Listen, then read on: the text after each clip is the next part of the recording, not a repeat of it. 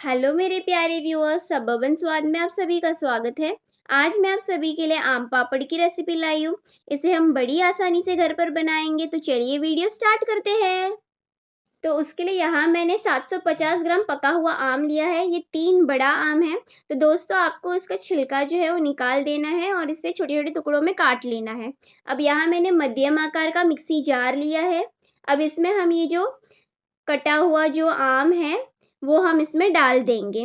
डाल दिया। अब हम ढक्कन लगा देंगे और बिना कोई पानी मिलाए इसे एकदम अच्छे से पीस लेंगे।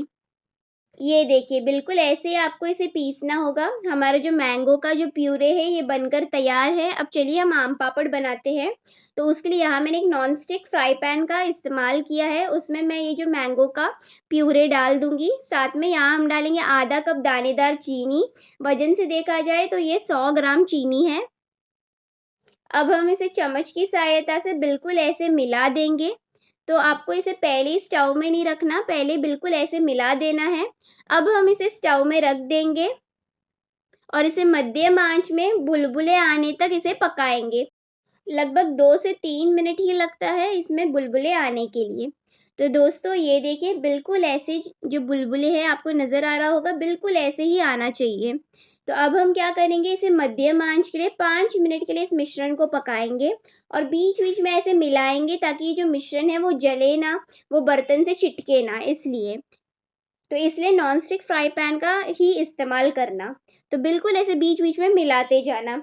और ये देखिए, हमारा जो मिश्रण है ये बनकर तैयार है। अब मैं क्या करूँगी, आंच को बंद कर दूंगी। तो अब यहाँ मैंने लिया एक बड़ा सा थाली। इसमें मैं डाल रही हूँ 1 छोटी चम्मच क्लैरिफाइड बटर यानी कि घी। अब इस घी को हम एकदम अच्छे से इस प्लेट में चिकना कर लेंगे।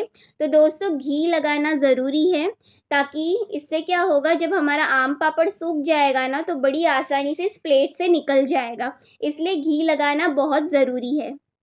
अब हम क्या करेंगे, फटाफट ये मिश्रण को एकदम अच्छे से मिला लेंगे और इस मिश्रण को हम ये जो चिकना किया हुआ थाली में ऐसे डाल देंगे।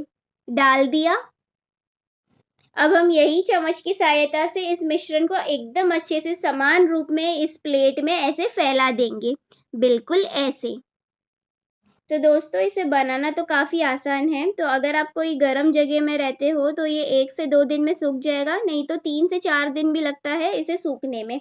तो मुझे इसे सुखाने में 3 से 4 दिन लगे। तो अब मैं इसे सुखाने रख देती हूँ। तो ये देखिए दोस्तों, कम से कम 4 दिन लगा मुझे सुखाने में।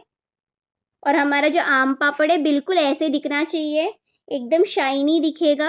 अब हम चाकू की सहायता से एकदम संभाल कर पहले तो इसके कोनों को छुड़ाएंगे। तो आपको ये जो काम है काफ़ी सावधानी से और आराम से करना है। एकदम आराम से आपको पहले इसके कोने छुड़ा देने हैं और एकदम धीरे से आपको इसे ऐसे दोनों हाथों का इस्तेमाल कर कर इसे ऐसे प्लेट से छुड़ा देना है, बिल्कुल ऐसे। ये देखिए, एकदम बढ़िया हमारा आम पापड़ बनकर तैयार है। तो अगर आपकी जगह में बहुत ज़्यादा धूप है तो 1 से 2 दिन में भी ये ऐसे सूख जाएगा। तो ये देखिए, एकदम परफेक्ट हमारा आम पापड़ बनकर तैयार है। अब आप इसे मन चाहे टुकड़ों में, छोटे या बड़े टुकड़ों में इसे आप ऐसे काट सकते हैं। तो ये आपके ऊपर है, बिल्कुल ऐसे।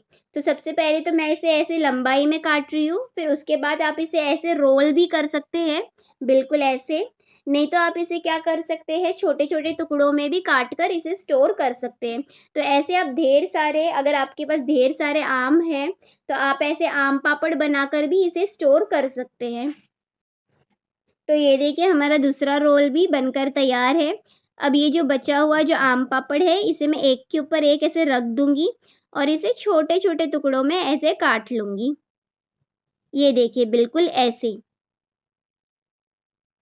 देखा कितनी आसानी से हमने बिल्कुल कम सामग्री से आम पापड़ बनाकर तैयार कर लिया और ये सभी का फेवरेट है।